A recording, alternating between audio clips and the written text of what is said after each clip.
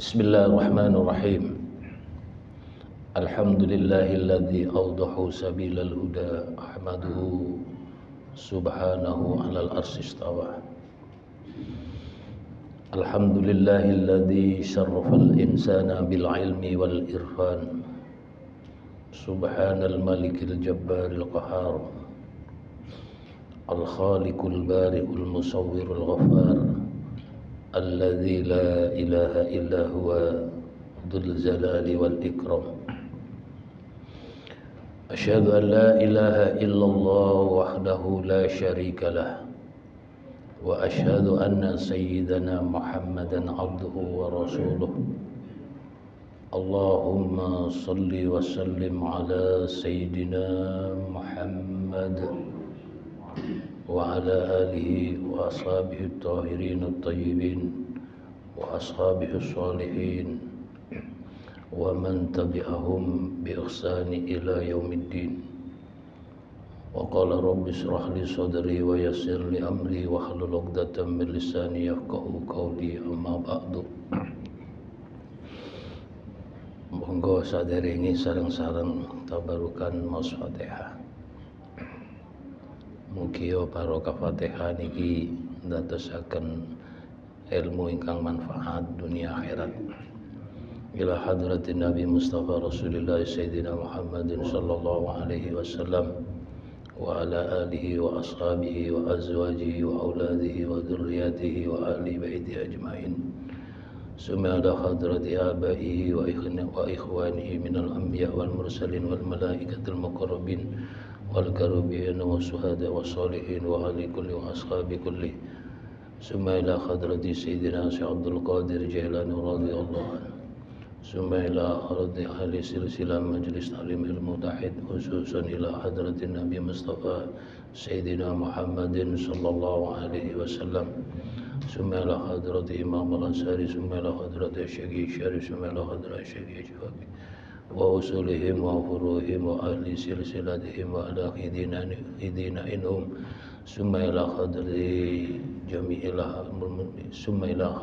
jamil mu'minin wal mu'minat wal muslimin wal muslimat. Syai'unillahi lahumul Fatihah. A'udzu billahi minasyaitonir rajim. Bismillahirrahmanirrahim.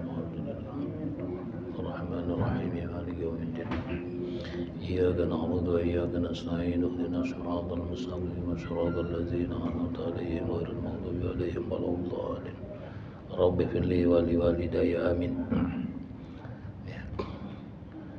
Melanjutkan bab masalah sifat wajibnya Allah. Sifat wajibnya Gusti Allah niku wonten kalih dosa. Dari 20 ini dibagi 4, yaitu nafsiyah, salbiyah, ma'ani, lan ma'nawiyah. Sifat nafsiyah, sifat Allah yang disebut di dalam nafsiyah dan salbiyah. Sifat nafsiyah niku bolone setunggal. Ini ku wujudnya, pertama wujud. Yang ini disebut sifat nafsiyah. Lalu kemudian sifat salbiyah niku bolone gangsal. Kita baqo mukhalafatul hawadits qiyamu binafsi lan wahdaniyah. Itu kelompok sifat salbiyah. Kemudian sifat ma'ani wonten 7, kudrat, iradat, ilmu, hayat, sama, basar, kalam. Kemudian sifat maknawiyah nggih wonten 7, qadiran, muridan, aliman, hayyan, sami'an, basiran, mutakalliman. Nah, yang pertama sifat nafsiyah adalah sifat yang menetap pada zatnya Allah. Yaitu selama zat itu ada, sebagaimana jirim yang membutuhkan tempat atau ruang untuk bertempat. Karena sifat itu adalah wasifatu la yanfaku bizati. Jadi sifat itu hakikatnya tidak bisa pisah dengan zat. Sehingga wasifatu yadullu ilal mausufi. Sehingga sifat itu menunjukkan kepada yang disifati, yaitu kepada zatnya. Itu sifat nafsiyah. Ya, jadi wujud Allah. Sedangkan sifat salbiyah adalah sifat yang menolak segala hal yang tidak patut atau tidak tepat, tidak cocok bagi Allah. Itu namanya sifat salbiyah.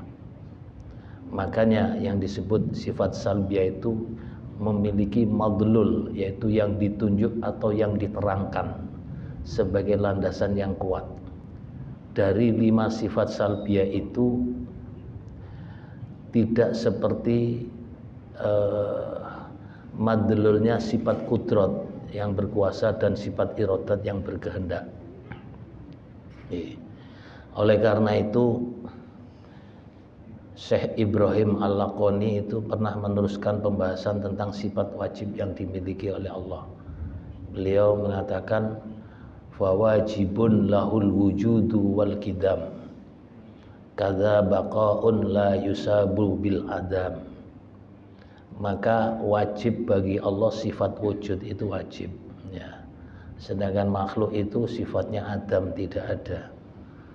Di samping sifat wujud, Allah juga memiliki sifat qidam. Artinya qidam itu didahulu.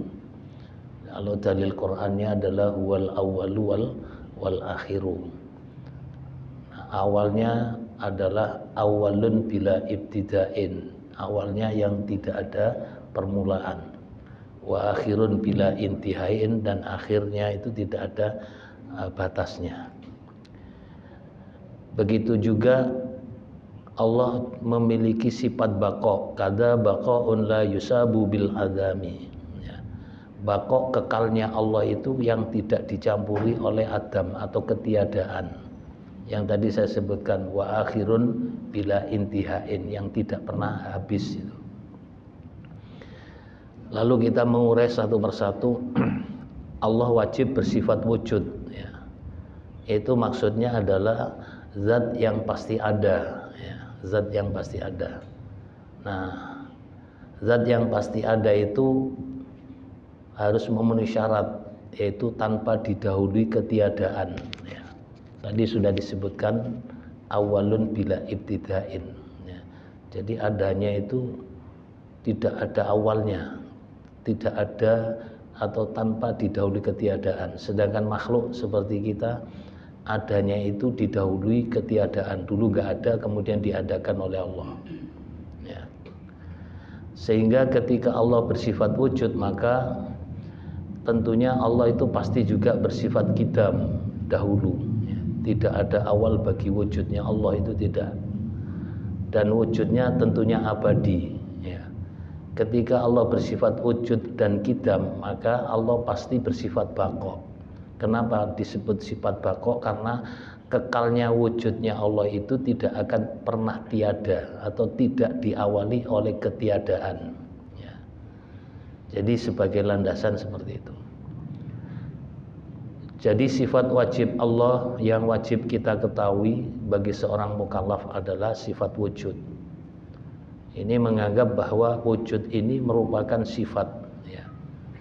Nah, ini penyikapan sikap para ulama Ahlus Sunnah wal Jamaah itu begitu moderat sekali ya. Menurut Imam Al-Asy'ari itu wujud itu adalah ainu maujud, yaitu zatu maujud, atau wujud itu ainu zat, bukan sifat ya.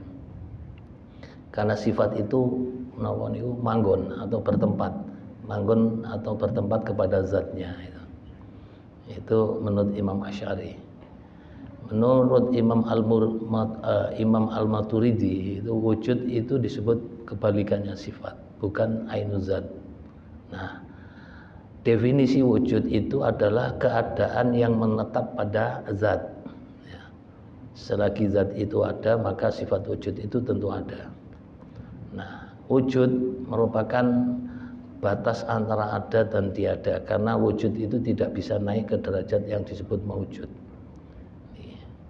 Ini harus dipahami dulu ya. Nah, lalu sifat yang juga wajib bagi Allah adalah sifat qidam, yang berarti dahulu. Nah, dahulunya tanpa didahului oleh ketiadaan. Tidak didahului ketiadaan itu dinamakan qidam. Sehingga tidak ada satupun makhluk yang bersifat qidam, karena dahulunya itu diawali dengan ketiadaan. Nah, sedangkan Allah qidamnya itu tidak ada permulaan. Ya, wujud semua makhluk pasti didahului ketiadaan. Dan tentunya karena didahului ketiadaan dan akan berakhir dengan ketiadaan juga. Ya, sedangkan sifat qidam bagi Allah itu menolak adanya ketiadaan dari awal. Ya, qidam dahulu tidak diawali dari segala sesuatu. Ya. Dan tidak ada akhir atau tidak menemui ketiadaan. Itu disebut baqa. Ya. Lalu sifat yang juga wajib bagi Allah adalah mukhalafatul lil hawadis, yang artinya adalah berbeda dengan sesuatu yang baru. Ya. Hawadis itu makhluk itu bersifat baru. Ya. Adapun tanda Allah bersifat mukhalafatul lil hawadis itu adalah menolak adanya persamaan Allah dengan makhluk, baik dari segi zat, sifat maupun af'al, perbuatan. Ya. Karena Allah bukan jirim, bukan jisim, bukan jauhar, bukan arad. Ya. Jisim, jirim, jisim ini maknanya jembleger. Allah tidak. Gitu. Jadi tidak boleh kita membayangkan Allah itu yang aneh-aneh, atau tidak boleh kita merasionalisasikan akal kita. Ya. Tidak boleh, karena urusan Allah itu di luar akal, ya, fauqa turil aqli, ya, di atas puncaknya akal. Nih. Tapi kadang-kadang ketika seseorang itu mulai beriman kepada Allah, gitu, ini mulai setan menggoda. Ya. Setan itu pintar menggoda, ya. Jadi jangan dikira orang semakin bertambah keyakinan keimanannya bebas dari godaan setan. Itu setannya juga seimbang mereka. Ya. Nah, kadang-kadang setan itu menguji kita sebagai manusia. Ya. Ya. Kadang-kadang disampaikan, hei manusia, jika Allah bukan jirim, bukan arad, bukan juz, bukan kul, maka seperti apa hakikat Allah ini? Disuruh bertanya, perasaan kita, rasa kita, akal kita itu disuruh bertanya. Padahal ketika kita harus beriman kepada Allah itu nggak boleh membuat satu pertanyaan apapun, nggak boleh. Ada 4 kalimat yang dilarang itu jumhur ulama sepakat, yaitu kaifa, kam, mata, aina. Kaifa, bagaimana Allah, kam, berapa Allah, mata, di mana Allah, mata, kapan mulainya Allah itu ada, aina, di mana Allah itu. Nah, itu semua ditolak, itu nggak boleh. Kalau kita mengatakan bagaimana Allah, Allah itu bila kaifin, tidak seperti makhluk, tidak seperti benda.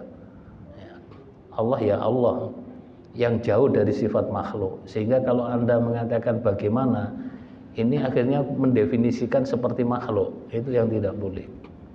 Makanya Quran mengatakan laisa kamislihi syai'un. Tidak ada perumpamaan Allah itu syai'un, dari segala sesuatu, nggak ada yang bisa menyamai Allah itu. Sehingga nggak boleh kita mengatakan bagaimana itu, karena bagaimana itu sebenarnya setan berbisik di dalam hati manusia supaya menggoda. Ya. Ya. Kalau parfum itu sponsor parfum menggoda, ya. Ya. Menggoda dengan baunya. Ini enggak, menggoda keimanan kita, ya. Keimanan kita, agar kita bertanya. Ya. Pertanyaan ini dibantah semua, ayat Quran jelas itu. Apa kula nyanjang ini Gusti Allah itu gak kiyok-kiyok, katanya ndak kiyok-kiyok, ndak seperti ini seperti itu, enggak seperti itu, enggak boleh. Kemudian kam, berapa Allah? Allah itu tidak berbilang. Coba dilihat surat Al-Ikhlas ayat pertama nih, Qul huwallahu ahad. Ya, sampaikan wahai Muhammad, wallah, sesungguhnya Allah itu ahadun, esa. Esa ini beda dengan ahad dengan wahid, itu beda. Ahad itu satu yang tidak berbilang, ya. Satu tunggal betul itu, yang tidak ada yang lain. Sedangkan wahid itu satu menunjukkan ada bilangan lain. Seperti contoh wahidil qahar, ya. Jadi pemesannya Gusti Allah ini setunggal. Misalnya qahar itu dipaksa, jenengan dipaksa sakit. Sakit itu ada pasangannya, itu sakit ada sehat, ya. Di kohar jadi wong fakir itu juga pasangannya orang kaya itu makanya. Nah ini, sedangkan ahad itu esa yang tidak ada duanya, tidak ada bilangan berikutnya, ya satu-satunya Allah, titik, sudah. Makanya Al-Quran surat Al-Ikhlas mengatakan kul huwallahu ahad, bukan kul huwallahu wahid, tidak gitu. Ya. Ini menjadi landasan. Setan berbisik itu kan, kaifa mata, kapan mulainya Allah itu ada gitu. Tidak boleh kita ngomong seperti tadi sudah saya katakan, karena Allah itu tidak ada permulaannya, awalun bila ibtidain, ya, sehingga ditolak itu. Aina, di mana Allah itu? Kalau mengatakan di mana itu menunjukkan satu tempat. Nah ini yang bahaya itu kan tidak boleh. Semua jumhur ulama itu tidak boleh kita bertanya tentang Allah. Nah setan itu selalu menggoda kita. Ya. Ketika kita meyakini tentang Allah itu mengatakan, iya ya, di mana Gusti Allah itu sekarang? Nah ini akan membatalkan, menggugurkan keimanan kita. Karena Allah itu tidak seperti makhluk, tidak bertempat. Karena Allah itu tidak membutuhkan apapun. Allah itu memiliki sifat istighna, maha kaya. Kaya itu tidak butuh apa-apa. Hatta tempat sekalipun tidak butuh. Ya, itu Allah. Ya, sehingga makanya dalil qiyamuhu binafsihi. Mana qiyamuhu binafsihi? Karena tidak butuh yang lain. Allah itu qiyamuhu binafsihi, bertempat kepada zatnya sendiri. Yang dimaksud bertempat kepada zatnya sendiri itu dalilnya qiyamuhu binafsihi itu. Dalil qiyamuhu binafsihi adalah innallaha la ghaniyun anil alamin. Sebenarnya Gusti Allah itu la ghaniyun, yakti semuge, tidak butuh apapun, hatta tempat sekalipun, anil alamina, atau sanging alam kabeh, ndak podo, jauh dari itu. Makanya sebagai landasan ini Sayyidina Ali bin Abi Thalib karamallahu wajhah, beliau pernah menyampaikan, laisa lahu makanun wala zamanun fa khalaqa makana waz zamana. Allah itu tidak bertempat, tidak ada ruang, tidak ada waktu. Akan tetapi Allah buktinya juga menciptakan tempat. Ada tempat di bawah, di atas, ada di bumi, di langit, dan seterusnya. Allah juga menciptakan waktu, ada siang, ada malam. Allah juga menciptakan ruang, ada di dalam, di luar. Tapi Allah sendiri tidak butuh itu semua. Ini sebagai landasan, sehingga setan menggelitik itu bisa ditolak itu. Jadi tidak boleh kadang-kadang mengatakan kalau memang Allah itu bukan jirim, bukan arad, bukan juz, bukan kul, bukan jisim, maka apa hakikat daripada Allah itu? Nah ini diajarkan, para arifin mengatakan kalau ada dalam hati kita karena digoda oleh setan itu, maka jawaban yang tepat adalah hei mal'un, setan yang dilaknat, tidakkah kau belum tahu bahwa la ya'lamullah illallah, ya, tidak ada yang mengetahui Allah siapapun kecuali Allah itu sendiri. Nah, ini memberikan satu bukti kemahasucian Allah, karena Allah itu adalah laisa kamitslihi syai'un wa huwas samiul basir. Dia maha mendengar lagi maha melihat. Ya.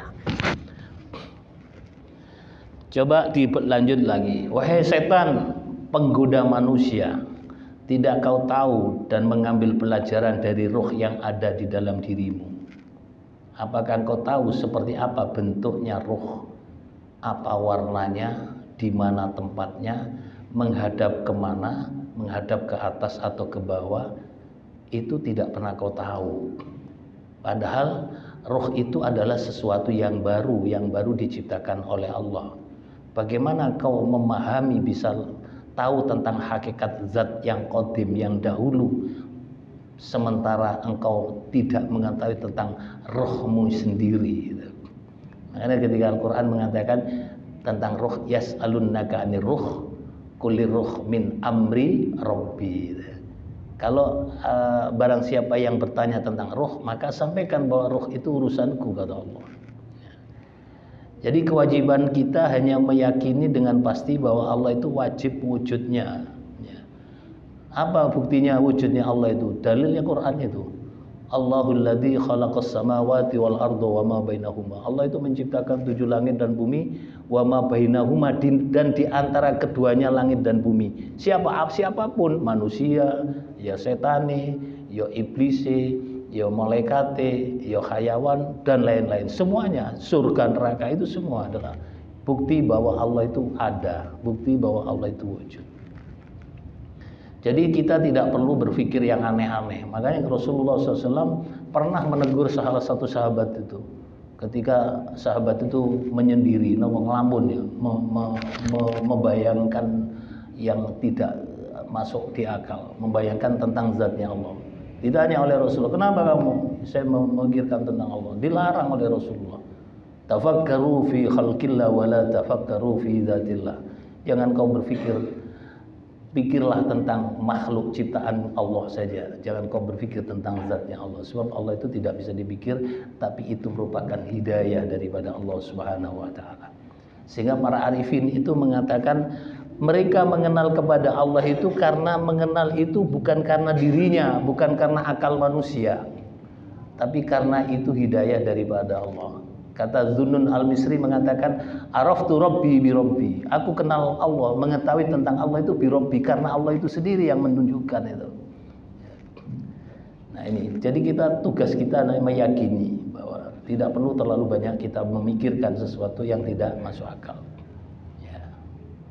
Seperti kita meyakini, kita yakin kita ada roh gitu. Ya. Kita hidup itu bisa bernapas itu karena ada roh. Pertanyaan kita dibalik, tahukah kita ruh diri kita sendiri? Seperti apa bentuknya?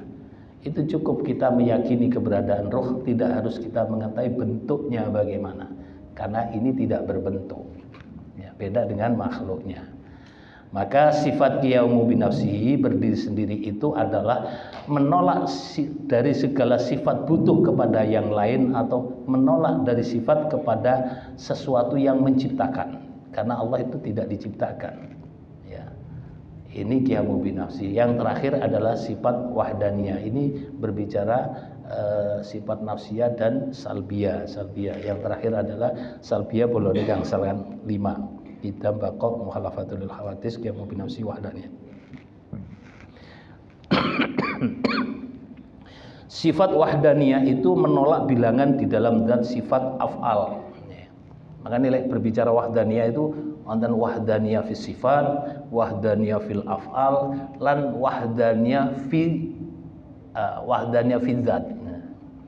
Siji sifate, siji zate, siji penggaweane. Apa yang dimaksud seperti itu wahdaniyah zat? Siji zate, siji sifate, siji penggaweane. Nah.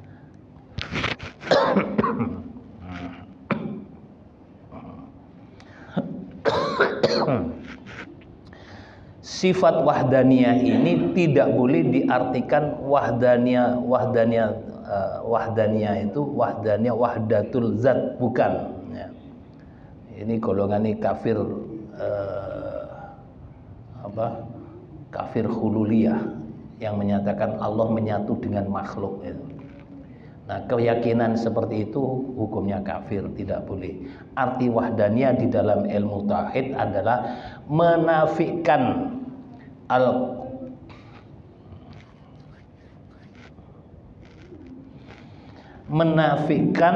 al-kummum ali khamsah, yaitu menafikan bilangan 5. Nama mawon wahdaniyah zat, wahdaniyah sifat, wahdaniyah af'al.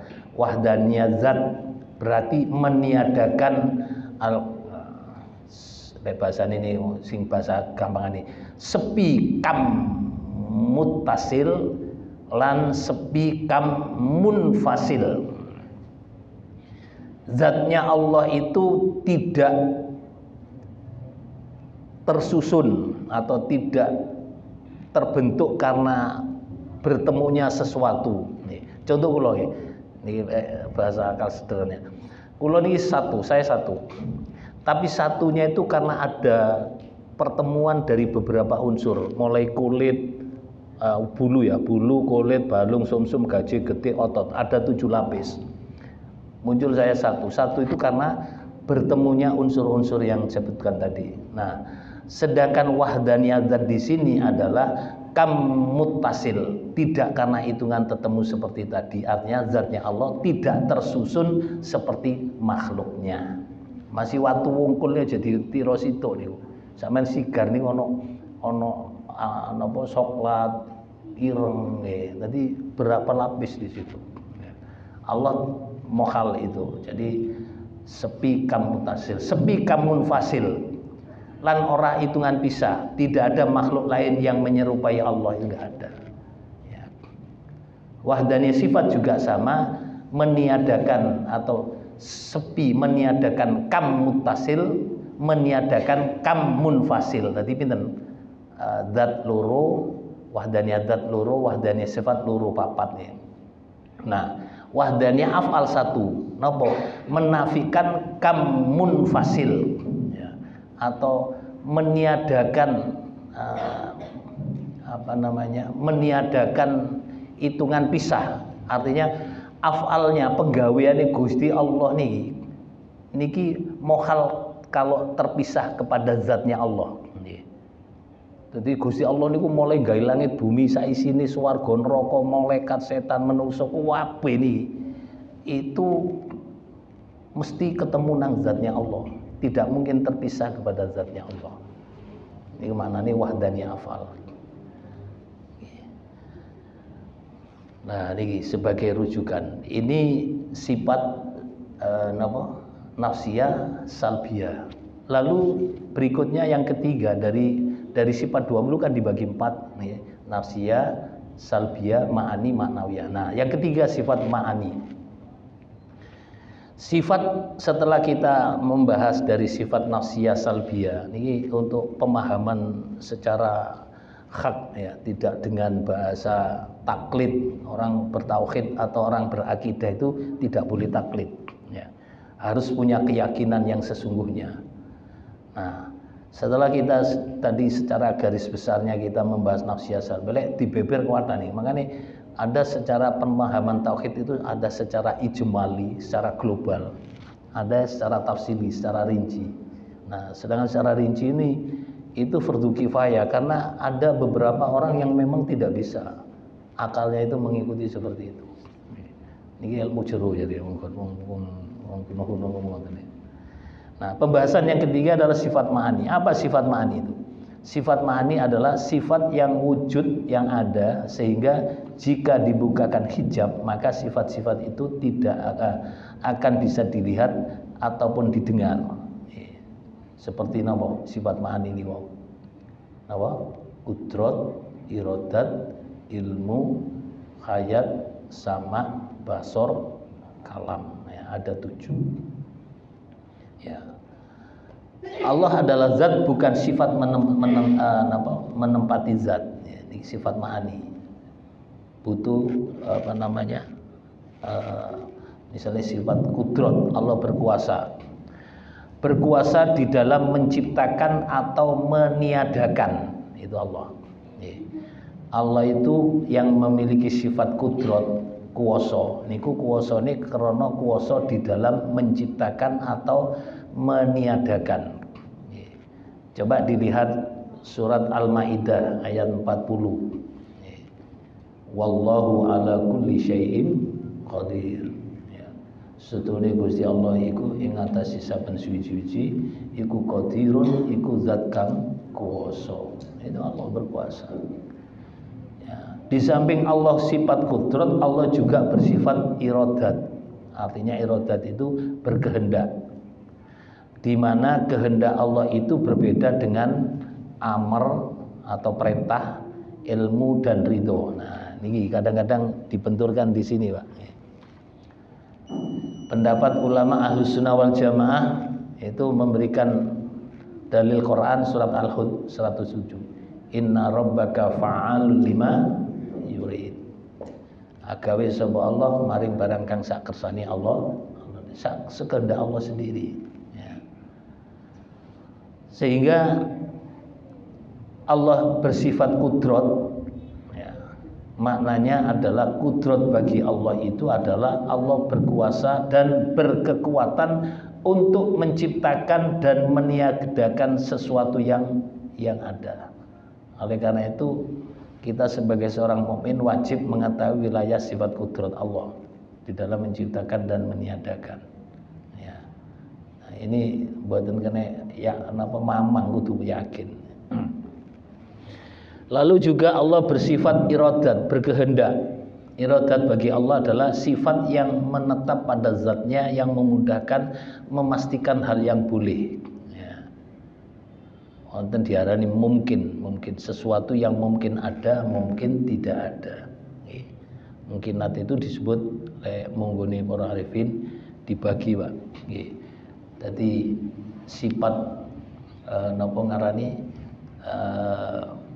sifat ma'ani, kudrat, iradat, ilmu, khayal sama basar kalam ya.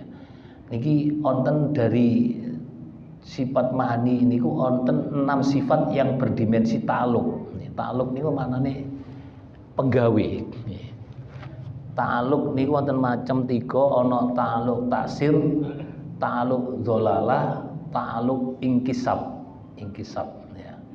Ta'alluq taksir penggawe sing ngelabeti segabehane mungkin. Penggawe sing ngelabeti. Napa niku?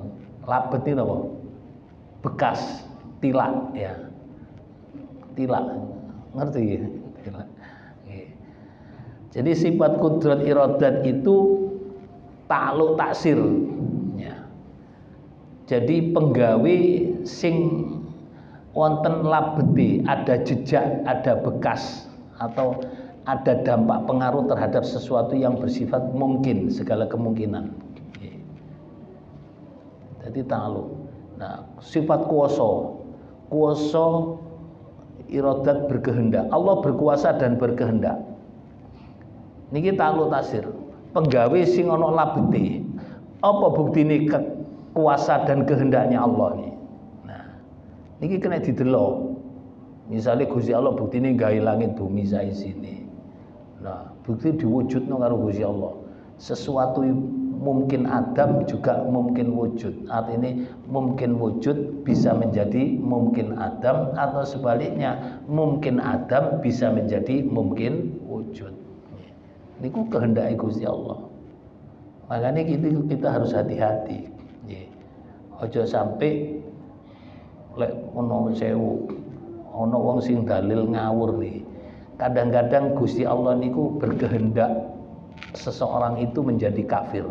Tapi kafir itu bukan perintah Gusti Allah, bahkan kafir itu larangan bagi Allah. Nah, ini. Sehingga kalau kita mendefinisikan antara hubungan tentang sifat kudrat, perintah lan ridhone Gusti Allah. Napa sing dimaksud? Lek sifat kudrat itu Allah berkuasa, ya.